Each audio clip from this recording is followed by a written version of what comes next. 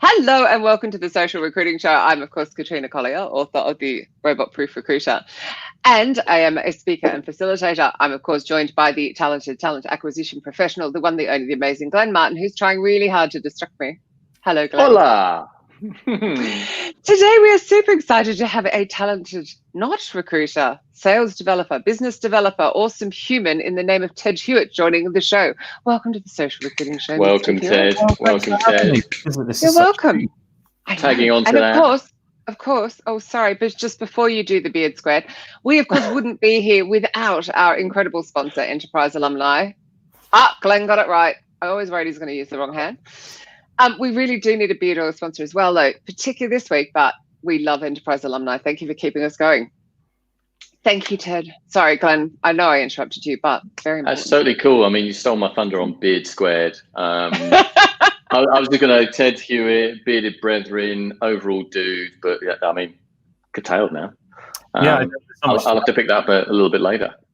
Okay. Far out. Welcome, Ted.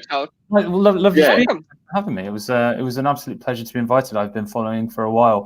As I mentioned, you may have seen I did a small production video earlier this week. You did, and we'd just love it if all our guests did that. Hint, hint. To the queue. how wide and diverse the topics can be. So it's just a pleasure to chat. 100%, man, 100%. And we're super happy to have you here as well. And of course, we've been trying quite hard with topics, haven't we, to go along with what's been going on with COVID and Black Lives Matter and everything that's just been going on. We've been able to adapt and flow to that. So it's been quite good. And your topic fits right in as well. Yeah, it's people related, and that's the key thing. Before we get into that, as Katrina rightly said, Ted, you're not in recruitment. Not today. You're a supreme developer of businesses. So tell us, give us a little bit of context in relation to that. Sure. What do you do? What do I do? Fantastic question. I've known him for quite a while, and I still don't know the answer to that. No, it's cool. I work at a company called Totem. So we help businesses to build trust-based culture with our technology. There's a variety of things that go within that. In terms of business developer, it's a business development function. I think a lot of people are scared of the word sales, so I'll go with we'll put it in that camp. But there's a lot more to it than that, because I think it's not a traditional. There's nothing really traditional about the sales role that we kind of try and build. I think it's been much more holistic, and it'd be easy to call. I went with consultant as a title for a little while, and I absolutely hated it because it just. I'm not an expert enough on anything. Even though Katrina did call me an employee engagement expert in her book, which was probably the nicest thing anyone's ever said about me. But I always thought that a consultant was just about advice giving, and actually that's part of the development role that we talk about. We work with businesses that are really forward thinking. They're trying to think really differently about how do we understand culture, how do we drive culture, how do we build trust, and how do we incorporate technology into it, kind of every different stage of that. And so it's not just a case of okay, here's a piece of software, off you go. Actually, there's tons of working with the human components. How do people interact with it? How do people actually engage with the technology, not their employer, but how do we make sure that people actually want to use it and drive consumer grade mindset in with those sort of internal programs. So it's quite a rounded role, and I'm very lucky to do it. Especially at the moment, it's been fascinating and complicated, and probably one of the weirdest times in my career to be kind of working. But also really interesting. Some of the stories I've heard have been really sad, and some of the stories I've heard have been really good and positive, and I guess really human. Totally, man. So the reason, and if Katrina could kindly pop up the title of the show. Dun, dun. Oh wow! Trusting a company with your mental health. So the way we collectively came about this was you'd done some events around kind of mental health and well-being for sales people, for business development people, and I was like, okay, first and foremost, that's interesting. Secondly, why? What was the catalyst behind it? So let's go with that. Why these events, Ted? Why did you feel kind of compelled to host them? Super good question. There's been a variety as well, not just for sales, but also with workplaces. We ran probably one of my favorite things I did last year was a webinar I ran alongside a couple of other people, like people from Unmind and David Beanie, all about breaking the myths around mental health in the workplace, because I think there's just tons. but also within sales, I've seen tons of events on it, and yeah, I've tried to get really involved with it. I think on a personal level, I've had a really interesting experience with mental well-being. So if you've come across a couple of other companies, or lots of people talk about this online, and it's starting to get more traction, but it's not 1 in 3 of us that experience mental health challenges. 1 in 1 have mental health. I very much believe that. As someone who grew up in the northwest of England. I'm not a native Londoner, as I'm sure you're probably aware. But I grew up in a community that, I was very fortunate. Like life dealt me a pretty solid hand. I'm a white heterosexual middle class male. Got very few things to complain about. So man up came up a lot when I was a kid, and particularly as I've grown into an adult, I never really fit in with lots of different places. And I always sort of, a consequence of that was I struggled a lot with my mental well-being. I think was diagnosed with depression at the age of about 16, and I've been sort of seeing therapists kind of on and off ever since then. But it's been, for me as a working professional, I think it's been really challenging. Some of the places I've worked have absolutely not addressed this. Some of them have. Yeah. And I've really wrestled, I guess, with like how much onus does an employer actually have to address workplace well-being. I think when I think about how much a business really needs to do about it, a lot of people will make an argument that, your people are unproductive if they are mentally unwell, or if they have some kind of challenge around that. And that's true. But if the objective really is to make your people more productive and make you more money by making them more mentally stable, like is that really the right approach to take it? And is that really the outcome? Are we really looking to create more money or more productivity within our workforce by doing that? Or actually are we looking a bit beyond that, and actually like holistically, are we trying to support our people? They don't come to work broken. Like work doesn't break them. They come to work. Yeah. Like it wasn't work that made someone have mental health challenges. Or concerns. I don't think. Depends. I think it depends. I mean, I agree, because I think a lot of the time it is, it's something that's developed in childhood because there is no parenting manual out there, and etc. But it could also it can be a toxic office. Sure. I mean, sure. And I think that's where it's quite tough, isn't it? Like, is it? Well, yeah, but I've worked in multiple industries and lots of different companies, so that's why I'm saying it can be. I'm not saying it always is. But I just think it's quite tough because I don't think employers can kind of win, right? They do need to make sure that their managers are well trained and they're really taking care of people, and that the conversation can be had. But at the same time, is it their responsibility, or is it whose responsibility is it? That's a great question, Glenn. You look like you've got a thought on that. Well, no, I was just going to say, I think anything there is, with increased awareness comes increased responsibility, right? So the less kind of stigma around mental health is kind of dissipated, or as it's dissipated, and that awareness, and people are able and feel empowered to talk about it openly, there is absolutely a responsibility on the company to embrace that and address it. That would be my view. But anyway, I think that's really fair. I think it's more, from my perspective, just certainly my own self, I walked into work, with a challenge, and some employees have been really good at responding to it and some haven't. And that's no fault of their own. I think they've all got different objectives. And I've had a really broad career. Like I worked in a variety of roles around energy, and I used to be in event management, and I used to be a touring musician. Like it's always been really up and down. How do you actually, who's supporting you and whose onus is it to fix the problem? And I really wrestle with this, because especially someone who works in, say, a sales function in HR, in and around HR, I've seen a lot of people who've shown up with, buy my product and it fixes your employee's mental health problem. And I think some of them are really good. I'm not going to sit here and go like, they're all rubbish, because that's not true. But I do think there's a real importance of employers to distill the difference between people who are selling a tick box and people who are actually, and creating a psychologically safe environment where people can manage their own concerns, actually be holistically better versions of themselves. And I think I really firmly believe actually in this sort of autonomy, mastery, purpose model about the self, right? Like, so how do we create autonomous, masterful people who feel a deep sense of purpose? And if you really embrace that and you create a space where people can not just be the best version of themselves, but actually feel safe to express that and all those pieces, actually you're more likely to address your own problem. You can signpost and you can give people advice and guidance and maybe even particular pieces of support, and like keen to kind of get into some more of what that might mean. But yeah, I think actually enabling someone to fix themselves is probably the best the workplace could ever possibly do. And I think that bit you just alluded to as well, because Abby Adamson talked about that on her show, with that whole having the right to turn up and just you bring your whole self to work. And it's extraordinary when it seems to be that we can talk about this now and we haven't been able to before. I don't know whether this is pandemic led or not, but how many people are admitting to, no, I've never felt like I could bring my whole self to work. And I'm like, wow, that's horrible. Could I just delve into the events piece just briefly in terms of how did that feel? How did that work organically? Because you're inviting a group of people, essentially, I guess, that not everybody knows each other in the room, as it were. How did that work? How did that flow? How did that feel when you had time to reflect on them? Yeah, it's really weird as well, because it's an extreme moment of vulnerability, I think, when you share something that's like, it's deeply personal.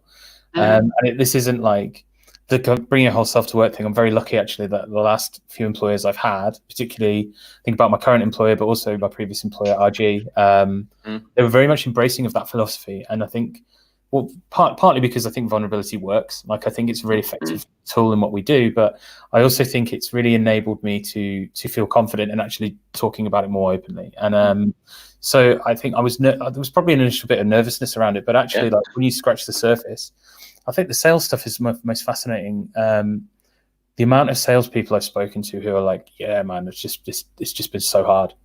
And particularly over the last 3 or 4 months, I've had like a lot of one-on-one conversations with salespeople who are like scared for their job, they're scared for their livelihood, their industry is upside down, they've got, they're worried about their kids and they're worried about what that means and all these additional pressures. And then this, and also like my pipeline just disappeared under my feet overnight.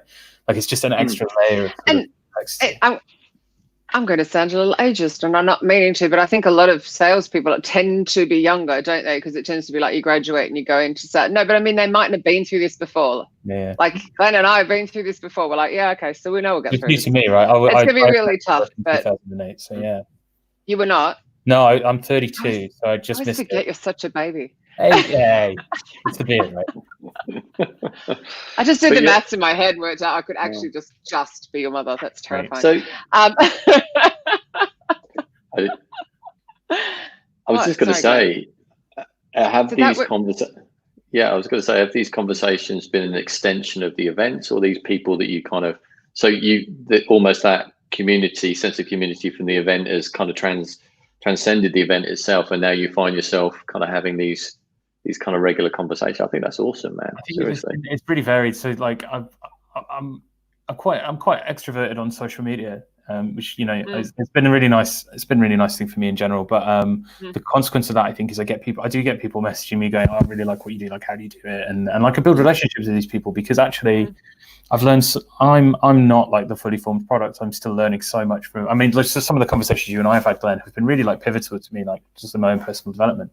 So then I try and pass that on without being weird about it. Oh, cheers, Sue. I think I've been trying to, and also like one of the big things I've found about particularly mental well-being has been being able to actually check in on people and being. They're just little things. It can just be, you'd be astounded at the impact, like a message just like out of the blue from someone you haven't heard from in ages going, hey man, how you doing? Like, it's not rocket science to do. So I've been making a bit more. I had one of my old IT contractors, so I've kept in touch with over the years, but he messaged me, like he's lives south of Sydney now, and he messaged to check in on me really fast. And that was, I was welled up. I was so moved. So I completely agree with what you're saying. It doesn't take a lot. I think at the beginning of lockdown, there was tons and tons of it. And I noticed actually maybe 6 or maybe 8 to 10 weeks, like they all sort of blurred together after a while. But maybe like sort of 2/3 of the way through, I noticed I'd stopped doing it. And I had to like really focus and go, like, okay, this has made a difference to people. Actually, this is a good time to show Lewis's question, actually, because you've just led into it beautifully. So in the current virtual world, how can we make sure our team members and co-workers are doing okay? Which you were just literally answering. So yeah, I think it's really, it feels really simple, but like if you haven't heard from someone, just pop them a text message or a Slack message, or we've been trying a load of different things internally, because some things have worked really well and some things have been a bit more challenging. We started off having like daily company coffee, which like initially was like super well received. Fast forward to like 2 or 3 weeks in, and actually like no one's got the time. We're all busy. Like it's just complex. So those one-to-one interactions all of a sudden become much more important. And I've been trying really hard, particularly with some of those colleagues that I don't see very often. Like there are people I would like, if you walk past and you haven't grabbed your coffee moment stuff, right? Like how do you actually check in on those people when you don't see them? They're fundamentally invisible to me at the moment. There's no fault ours or theirs. It's because I live in my flat.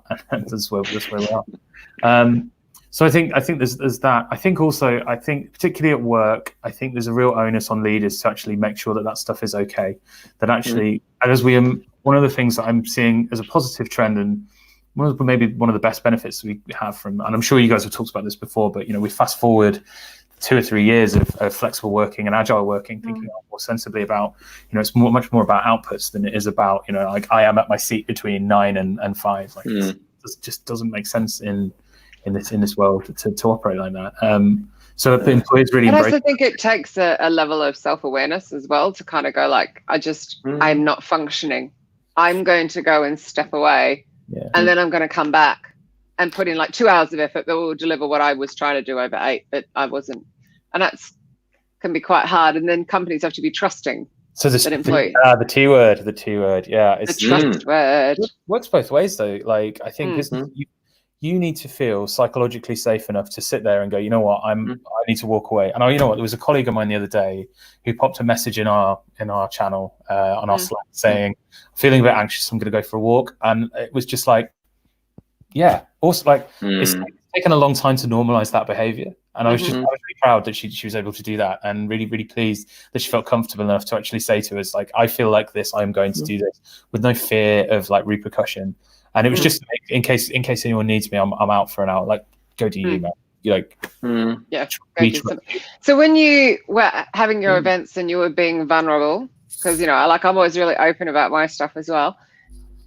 Did anyone come back to you and just sort of beat you up, slap you around, or was everyone like, "Oh, thank you," because now I feel like I can be vulnerable? I've never had someone come up. I've had people negative about other events I've done. I'm having an argument with some fella. It was definitely not about your Disrupt HR talk, which was awesome. No, that was so long ago as well. That was like 2 and a bit years ago, man. Was it? Oh my god! Yeah, right. Anyway. Whatever. Particularly there was like the webinar we did last year was just the feedback we had from it was just stunning. I think there was, and it was so nice to know that stuff resonated, because the purpose of that one was so different. I think what we wanted to avoid was just telling stories about our own experiences and actually give much more pragmatic advice about like, how we've seen it done well, how we can pick it apart, and actually how. Yeah. And we'd like with the experts. I was really just the kind of the panelist, the auditor of the whole thing. The guys on the panel were much more knowledgeable in the subject than I was, and some of the initiatives that they've done around, and they're really simple things. They're not necessarily things that correlate directly to mental health. So like it might be like actually like let's do a proper sickness benefit. I remember it was Jane from Wave Utilities talks about actually if you do they initially started off the company. I think it was 5 days. You've got 5 days discretionary leave if your immediate family member died, and she was like, that doesn't even get you to the funeral. So they extended that to, I think it was 3 or 4 weeks, fully paid, like, and just go, because you're having it's the most worst thing that can possibly happen to a person. Is your your husband, wife, father, daughter, whatever, like someone whoever. You need to deal with that. And if we give you 5 days of paid leave, it doesn't help. It's it's not enough. That was a really big thing for them actually, to try and make it a lot more accessible. And actually, this is what I mean about this holistic workplace thing. It's not tick a box. They saw a challenge, and they saw that their demographic probably needed it, and actually have addressed it, and it's been really positive. Well, that's one thing that kind of ties into the title, which is kind of about building that trust base. Were there any other kind of either policies or approaches that from that particular panel or other companies that you've kind of engaged with that have done things that do help to build that trust? That is a great question. So, I kind of want to talk about our own example at Play. So the business I actually work for is Play Consulting. Totem is the kind of the engagement side of things of what we do. But at Play, we focused really hard on mental well-being because it just comes up time and time again. We've got a lot of developers, a small sales function, and for when I think it was we ran a couple of surveys, and it just kept coming up. So you've got options, I guess, when you were faced with that. So we did 2 big things. First thing is we got some mental health first aiders, which I've got. I think that's the right thing to do. I'm not sure whether that's the right thing for everyone to do, and I've got hesitations about some of them out there that are not necessarily doing the things I think they attest to do. But the big one, and the one that we'll get into that later if you want.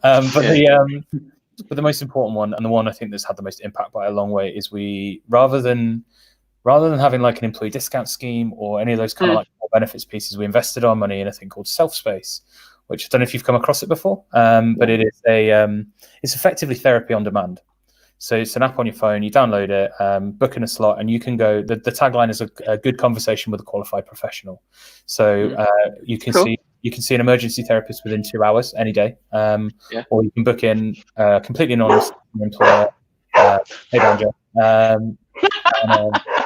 I mean, yeah, but so no, and he actually doesn't bark at all delivery men. He's very selective. Okay, just a yeah. No, truly, he's just barked at this one, and there've been 2 others today, and he only barked at one of them. So I tell you. So yeah, and I think in terms of just making it accessible, if you try and get someone who's done it before, therapy through the NHS is really, really difficult to get. It's really time-consuming. You have to fight really hard for it. By the time you can get an appointment, you feel like, oh, I'll have sorted it out by then. And like, I've forgotten what I was annoyed about, And it's been an amazing experience for so many of our people who have gone just to go like, I just want to see whether it's for me or not, try it out. I know lots of people that go pretty regularly, myself included, and it's been just a really powerful, because it's expensive, don't get me wrong. This is not like a cheap tick box exercise. This is us making a very conscious effort to invest. What was the app again? It's called Selfspace. Selfspace, SPACE. Yes, like yes. Can I put it in the comments, or can you put it in there? Yeah, no, I can't because it doesn't go everywhere. But there's tons of comments I want to get to in a minute. Yeah, cool. So that to me really falls into this like holistic. I really agree with that, and it's funny. Again, I have talked so openly about my childhood, but I had the opportunity to work with Michelle Zelli, who's a coach stroke therapist. She's somewhere in the middle. Extraordinary at what she does. But some people are absolutely terrified of it. And I kind of like the fact you're making it quite accessible. So it feels like they're just having a conversation. Because it's not like anyone rips the Band-Aid off. You just like deal with little layers of an onion and start. So you sit down, you're like, are you talking about my parents? And you're like, well, if you want, and the answer was, well, if you want to, yeah. And you're like, okay, great. And I think it's not nearly as scary. And I think that was really the function of it. It's been such a good way. It's so accessible and so easy to find out that is actually going to help you. Because I think that's one of the questions a lot of people have, especially like if you think about it from like the employer's perspective, like does an EAP make sense and will therapy make sense? Like, because they're not cheap solutions to do, and nor are they right for everyone. I think there's tons of ways you can kind of approach that, but the fact that we're a small company, we've got like 40 people, and it's it is a reasonably expensive thing, but it's been so impactful, and the amount of times we've heard the feedback from people who've going like, it's not just made me work. Like very few people come back. It makes every aspect of your life better. It's improved my life. It's never like, oh, I feel like I'm going to be a better developer now. Like I am a better person. A better human, and then everything changes, and happiness just makes you more productive and anyway, and then a joy to be around, and on goes the snowball. So I think it's worth it. Should I bring some of these in? Yeah, let's bring in some comments. Should we do in George's, because I love the fact it's on YouTube. How do you think we can create real, authentic trust between employees and employers while we're also working apart from each other? I mean, I think actually the first part is just a question in itself. Yeah, exactly. I was going to say. Between employees. Yeah, how do you think we could create real, authentic trust? Because trust is the thing you really wanted in this show, didn't you? Well, I think it's the bedrock of all of these things, because without trust, it's funny. I've had loads of conversations about trust this week, and because it keeps coming up. Without trust, or everything else kind of falls away. What's the old quote? It arrives on foot and leaves on horseback. Right? So like it's so years to build, seconds to lose, that kind of thing. Right. But it's also like it's much more fundamental and actually much more subtle than you'd probably imagine. So it's not just a case of if you do A, B, and C and D, like you'll create trust. I think and again, this is why I think the mental health piece actually touches really nicely with it, because if you create psychologically safe spaces with good job design, with a sensible compensation packet, and like managers who care, all of those pieces, actually you're not only creating a fantastic place to work and an environment where you can have great mental health, but also really productive, well-performing businesses. Great people do great work. And I think underneath all of that, I always remember Glenn Elliott used to talk a lot about building trust, and the way you do. He's so good, right? Yeah. Always talks about the way, and the best way to do that is you start with your open and honest communications. And I think about that a lot, like how open and how do you be open and honest? And again, with thinking about mental well-being, the best way to be open and honest about it is just to talk about your own experience with it and normalize that behavior, because then other people. I've seen some amazing sales leaders who have actually been able to share their own challenges, like openly, not just with their sales teams, but outwardly. And I think it makes you, especially in an industry that can be really bravado heavy and all about success and winning and amazing beards, whatever those things might be. I think it is absolutely amazing. We do have another beard comment. We've got, but anyway, it's I think it's really. And thanks, Liz. Yes, Liz. It is beard heaven indeed. It is beard heaven. That is. We're going to keep that. We're going to keep that as a tagline. Monica's loneliness is a big issue, and not knowing if they are missing out or out of the loop of informal feedback. Yes, with the bit working remotely at the current time. Actually, Sue makes a really interesting point. Sorry, I'm just going back, and then we can. Yeah, cool. But with the having the leave, if someone passes, Sue was just saying here that like, some people may not want that leave. Someone who lost a son and she wanted to go back to work did not want to sit at home. But yeah, the options. Yeah, the options there. Surely a company wouldn't stop you coming back, would they? Yeah. Well, I don't know. It depends. It depends because sometimes in that kind of period of grief, you may think that returning to some sense of normality is a good thing for you, but in actual fact, it's possibly not. But I just wanted to come back to Ted's point on and your point, Katrina, actually, in terms of building trust and just emphasizing what Ted said. It's not a tick box exercise. Any company that thinks that trust will be given immediately if these things are in place, that's not the case. You can offer, an app, you can offer counseling, etc. But that doesn't mean to say that that person's ready to accept that yet. You've got to give them a reason and, like you say, a safe space and environment for them to feel comfortable to accept that. But one thing I wanted to, I guess they have to trust you before they think, if I actually take them up on that, is that going to have a negative? Because when I Anglen started out in the world of work, believe me, if you had said there was anything wrong with you, you'd have been kicked out of the company. So it's like, in a very, very short period of time, the world's changed to let's actually take care of our employees. And it's 30 years, it's not long. I just wonder if you've seen, Ted, any companies articulate that externally quite well in terms of how, because a lot of companies, say, we have a, kind of mental health well-being within the benefits package, et cetera. But it doesn't really tell you anything, does it? Have you seen any companies that have articulated it quite well, either through kind of storytelling or how they've kind of put it into, the overall benefits package? I was just curious because it's a tough one, right? I mean, it's a good question because I look at we work with loads of businesses and I speak to loads of businesses who outwardly are talking a lot about company culture and benefits package. And I think that's what I would say, as I don't see too many, if I'm being honest, who go, you know what we're doing, we've got a really positive mental health agenda here. Or I'm seeing a bit more. Lately, I've seen a lot more around D&I, as I'm sure you can imagine.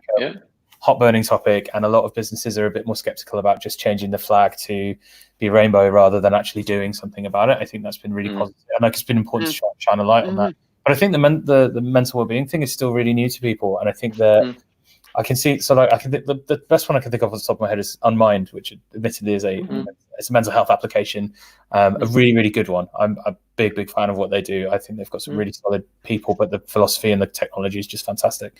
But the way they talk about their benefits, if you go on their site, and it's all around like this holistic well-being idea. And actually, it's funny, and most our technology companies talk about it because I think that they're trying to have to push further forward. So like those particular topics become more front and center when it's in the industry that you're actually working in. Most of the companies that aren't in that, I think, are still. I don't know whether they're hesitant to it or if they don't necessarily know it's valuable yet. So that alludes quite well to Timmy's comment. So Timmy's actually in my mastermind, and the first one we covered was trust, and we realized how incredibly complicated it is. Like we did so many different angles of trust in a month. It was amazing. So I know there are professionals like mental health experts, but I wonder how is it going to be part of the corporate world in the future, or what policies will be implemented? It's crucial, especially remote working, but it sounds like managers, leaders should soon be trained for that or further developing their skills. They should, and you need to talk to Sue Ingram about that, by the way. Yeah, well, that's a whole big subject in itself, isn't it? The kind of future of leadership and kind of how complex and how much responsibility there is within that. Because you've had great leaders. I mean, you've had Glenn Elliott, and I take it the person at Totem is also a great leader. Marcus Thornley, what a guy. Yeah. And I'm very lucky. Like, I chose this path. Like I was purposefully seeking inspirational leadership, and it just so happens that it has fallen into HR technology. I'm much more interested in the kind of mission and vision of a business than necessarily like what the thing is. I think it's more about, but that's like personal choice for me. But I think what's very lucky is that goes hand in hand with this idea about, you know, holistic well-being and being the best of you, the best Ted that you can be. I remember my boss, Lewis Quattro, used to say that to me all the time. That was his whole thing. And if anyone's looking for a fantastic mentor or sales leader, he's the guy I'd recommend, because I've never seen anyone care about their people in that way. It was just it changed my life. You what remember was his name again? Lewis Quattro, but you'll probably remember, you might have seen my old colleague David Ferns doing a Disrupt HR not long ago, and he talks about Lewis, and it was just that talk. Just awesome. The way he stood there so bravely, and it literally you could hear a pin drop. You'll just have to go look it up. I am not going to talk about it, but but Joe was in that room, literally silent, and he just held everyone. It's one you've got to experience. It's not one that could be. You wouldn't give it credit by kind of trying to describe it. It's definitely one to watch. Just out of interest, within Play, how did the whole kind of mental health and well-being conversation come about? Was it there prior to you joining? Were you a catalyst for it? You know, what was it? So I was involved with the conversation, but what's interesting, we've been trying to be much more transparent as a business anyway. So we do a weekly thing called Playshare, where the whole company gets together downstairs at 5:00. Which is coming up shortly, and we usually there's someone will share something, either it's about work or something of interest or something inspirational. Like one of our mission statement is all about creating playful experiences that inspire. So for us, like that really falls hand in hand with that. But then every week, almost without fail, so long as he's here, Marcus will go to the floor and go, any questions, like open. All hands, anyone wants to ask, and that could be about finance, it could be about policy, it could be about business development, it could be anything you like. And we've had questions. He's fielded some really difficult ones. This conversation started. We before we did it weekly, we were doing it. I think we were doing like a monthly one, and it came up, and he just addressed the room on it and just went, right. I've heard this in the surveys. We run a pulse survey once a week as well, so we do try, you know, he looks at a lot of feedback, and actually it was becoming more and more apparent. And then he engaged with a couple of people independently about, would you think this is a good thing? And I remember having a conversation with him about it, and because I think he was nervous, because it's so you have to block by, like, because it's so expensive, and you have to block by like 50 sessions up front. It's big cash cost, especially if no one would use it. And I think he was just so grateful, particularly since COVID, but like even before, like just the impact that it had overnight was just amazing. Actually, to have started before probably has made the impact even greater, because people really went, because you also need to have a level of self-awareness to actually realize that you're down in the dumps, so you're not sitting, you know, you're out of sorts kind of thing. Because some people just are always in that state and don't actually realize that's not a normal state. That's so what I mean. If you'd already started and then really brilliant. Your employee needs to create a space where you feel like you're autonomous enough to make a good decision about your mental health. Yeah. And I think that's where a lot of people, they will look to buy a solution that will improve it, which is maybe some of those schemes are good, some are not. But I think there's this idea that, if we buy this, like it ticks a box. Actually, there's a huge amount of work that goes on in creating a safe space and creating a set of, some of it lives in policy, but a lot of it lives in just how we do things around here, where like, actually, you know what, it's okay for me to book in my therapy at 4:00 in the afternoon. Like that's normal behavior, and it should be normal behavior for people. And it should be in working hours. Right. If it's a benefit. Well, it's not even about it being a benefit in working hours. I think it's like, if you feel like that's when it's going to be most productive to you, it's not about convenience. It's about like, I'm making good decisions about how I do my work, and if that benefits my work, then it's 4:00. Okay. Yeah. I just want to come back to that point around leaders. Sorry. There's a Glenn question coming. Stop apologizing. No. I was like, there's a Glenn question. I'll be quiet. I think if you think about kind of, you rewind maybe, you know, like I say, when we first started in kind of recruitment, Katrina, leaders then only had to worry about finance, strategy, delivery, getting people to hit kind of numbers. I know this is quite a bit of a generalization, but as we've kind of evolved, and I think there's the opportunity to really kind of talk about, like you say, mental health, talk about D&I in a very real, factual way, not in a kind of policy-led way. I think there's an increased responsibility on leaders to really be part of that conversation now. And what if you're a leader and it's just not your comfort zone? How do you get there? How do you bridge that gap? I know this is not an easy question, man. I don't expect an answer, but you should ask Sue about some of the narcissistic bosses she's had to work with. Yeah, but it's a good question. But as somebody that's experienced great leaders, I think if there's no one in the leadership team who believes it, like I remember hearing this advice at a talk once. And it was a HR professional asked a panel, like, none of my leadership team believe in employee engagement, great culture, or mental well-being. Like, how do I convince them about it? And the advice was leave. Yeah. I remember thinking, like, that's pretty solid advice, to be honest. I think as an individual, if you struggle with it, I guess the best thing, and maybe you don't feel it, because like it's entirely possible that as someone who leads a business, you've never struggled with it or suffered from it, or really understand what it's very difficult to empathize with someone else, which I get. I think I feel like that a lot of the time when I talk to people about D&I, because like I have absolutely no idea how that feels. I can't. I physically can't. Yeah. But I think there's maybe the same advice would apply. So when I remember talking to Abby actually about this, her advice to me about like how do I be more empathetic was, well, just recognize your privilege. That was always the kind of the best, and one of the most succinct pieces of advice I've ever heard on the topic. And maybe that's the way to look at it. If you're a leader who doesn't necessarily know how to engage with it, or is maybe just to recognize the fact that, okay, well, mine's okay, but other people's might not be. And you don't necessarily have to be like super vulnerable and talking about, all the ins and outs of your challenges around your life and that, but just to understanding is enough. Some of the stuff that obviously led to the robot proof recruiter and all this kind of stuff was that it's all written on the internet anyway. So this is the huge difference. When Blaine and I started out, you could treat us really poorly. You could not give a shit about anything to do with our well-being because, well, frankly, we didn't know how many other jobs were out there, so we stayed. And of course, the world's very transparent now, so we can see. So there may be a way to collate all of that information and take it to your leadership team and say, well, you mightn't believe in it, but this is what's being said about you. This is stopping you from hiring and retaining and engaging your employees. I think there's like the age-old business model was like you've got operating model, strategy, and then culture was like an amplifying factor, right? So a trust-based culture would amplify what you're doing, and there's tons and tons of different ways of which and examples that you can use for that. I think as we work out in this sort of hybrid agile fashion that we've got, where some of it's at home, everything's changing all the time. We've got external pressures and fear and all that kind of stuff going on.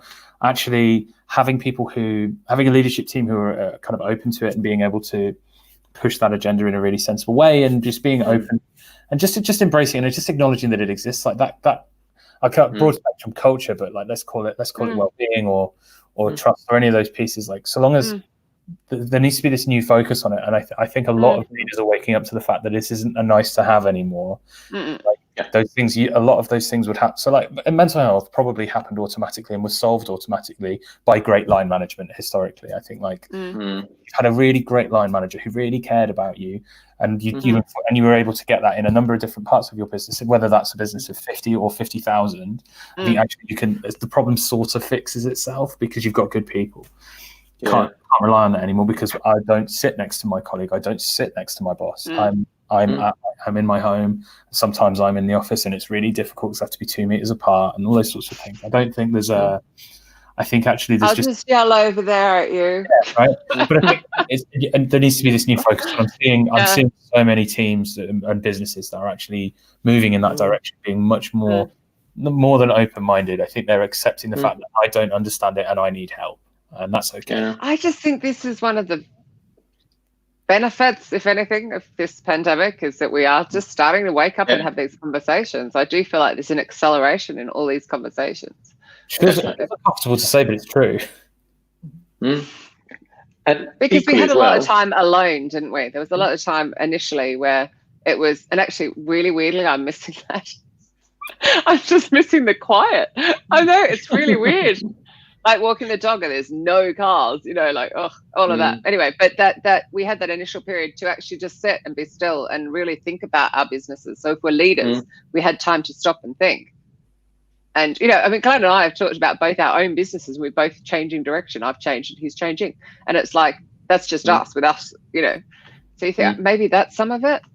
Yeah, maybe. This is also like the bedrock of change, right? If you don't have trust in your business and you try and enforce change, but again, with a small business or large business, without that stuff under there, people don't come with you, and they go to your competitors, or they change careers, and I get that. On the flip side, I think there's going to be a number of employers who are like, there's not enough jobs out there. People aren't going to leave us, and like, sure. Yeah. Good people will always. Yeah. Well, everybody's a great person.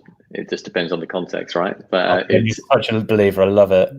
Yeah, I am, man. Seriously, I'm always a great believer. I'm still not going to. Everybody has value in a business. One thing I just thought of while we were chatting back on the leaders piece. I think it's interesting that people talk about leadership and then they go and D&I and mental health and well-being. But no, that's part of leadership now. Yeah. It's not an add-on. It's not an additional consideration. It's part of leadership now.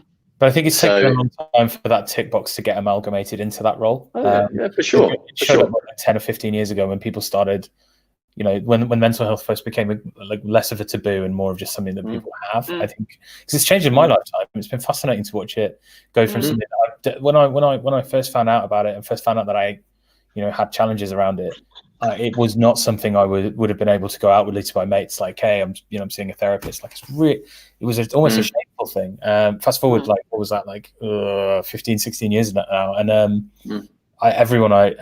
very comfortable. I'll drop it in a conversation with someone I've never met before, and I was actually talking to my therapist about this the other day, because it's not that, doesn't feel that unusual to me. And again, it's like the normalization thing.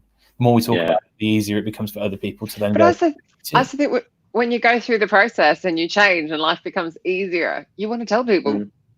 Like you just want to go, actually, I can handle all of these situations so much better than I would have 5 years ago, because I've had that person to talk to who had the expertise to guide me. It's like, I think it's cool. It is cool. It's very cool. And long may it continue. I hope that I see, what's an interesting one, and people don't think about this. The music industry has been a particularly challenging one. As someone who suffered from it while playing music, you'd think, how could a musician who has such a fantastic and sexy lifestyle possibly? Probably the highest level. Highs and lows, right? And ex-husband being a classical singer, I've been immersed in it as well. So I agree with you. You've got this but you see it in sales too. There's this there's so much. I want to call it bravado, but just this whole front-facing thing about people trying to present a version of themselves, even Instagram style, right? Like this is the version of me that I present to the world. And actually, I'm guilty of it to a part. If you go on my LinkedIn, it's all positive and big and great culture and all that stuff, and I believe in that stuff. It's authentically me. But if you underneath all of that, there is I suffer with anxiety, and it can be really difficult. And sometimes I don't want to speak to people or pick up the phone or have any of those things. And, I deal with that in kind of my own way, and that's fine. But I think it's realizing that everyone else probably has that. Everyone you speak. Everyone you encounter, whether that is, so I'm being a lot nicer to salespeople, and if anyone's watching this and gets a cold call over the next 7 days, please be nice to that person, because they've had a rough time as well. No, I'm kidding. I wasn't just saying hang up on them. I really wasn't. Great, cheers. Thanks. I'm so joking. I'm going to post your telephone number in a load of cold call groups now. So good. My number's everywhere. I'm stunned I don't get more cold calls. Actually, it was really funny earlier though. My phone actually did ring during this, and you were talking, and I'm nodding along as I'm trying to get it off my headset, thinking I haven't heard a thing he's just said. Well, it's taking forever. That was probably a cold call. Okay. But be nice to people who cold call you, because they're having a rough time too. I'll tell you what, Ted, I think, just to kind of say thank you for coming on and sharing your personal story, man, because it's, I think situations like this, platforms like this, where you're prepared to come in and kind of talk about it, I hope that empowers other people, right? And that's why you're doing it, right? You're putting yourself out there because you want to keep that kind of conversation, that debate open and stuff like that. And I think it's great. It's brave, and I think it's awesome, mate. Thanks, man. Awesome. I used to think about it. I'm worried that it was like a vanity problem. Like you just want to talk and share your own story. But actually, from listening to other people's stories and engaging with them and hearing back the feedback, if it helps one person, it was worth it. I think it's there have been I can think of probably 10 different moments in my life where one person taking the time has impacted me really positively. And I'd say that to anyone. If there's someone you think you haven't thought of in a while, like maybe pop them a message. But if also feel free to tell your story back to people, because you'd be surprised how many people will resonate with it. Yeah, I think if COVID draws out, or lockdown draws out any positives, hopefully we'll start to think about how we communicate with one another more more considered way, right? Yeah. How words do carry a weight and an impact. You know what I mean? That's why I've been you'll seen it on my social, but I very much live by the philosophy of Bill and Ted, which is about being excellent to each other. Oh yes, it is only by being excellent to each other that we will that we can actually find true happiness and kindness in other people. Yeah, that is the perfect way to end the show. Perfect. Thanks for having me. I know it's literally time, and that was just the perfect nutshell to end it on. I actually haven't had confirmation of next week's guest. He's ignored my last 3 messages. So if you're listening, would you mind answering one of them, please? No. And because I'd really love him to come on. It'd be a really cool guest, but he's like ignoring me. It's like, oh, hello. No, I'm kidding. But it would be nice to know. So, but we will be on at 3 o'clock London time, UK time. Sorry, must stop doing that. I get in so much trouble for that all the time. 3 p.m. UK time, 10 a.m. Eastern, 7 a.m. Pacific, and 4 p.m. Europe time next week, Friday, with a guest of some description covering a topic that is absolutely relevant to what's going on right now. Somebody will be here. Someone will be here. Once again, absolutely, we could do part 2. Once again, huge thank you to Enterprise alumni for keeping us going through this little pesky little pandemic. Couldn't do it without you. I love the fact you're pointing the right way. Ted, thank you for your rawness and honesty and all of the tips you shared. I'm going to go look at that app. And thank you, everyone, for all of your comments. And we shall see you all at the same time next week. Bye, everyone. Fabulous weekend.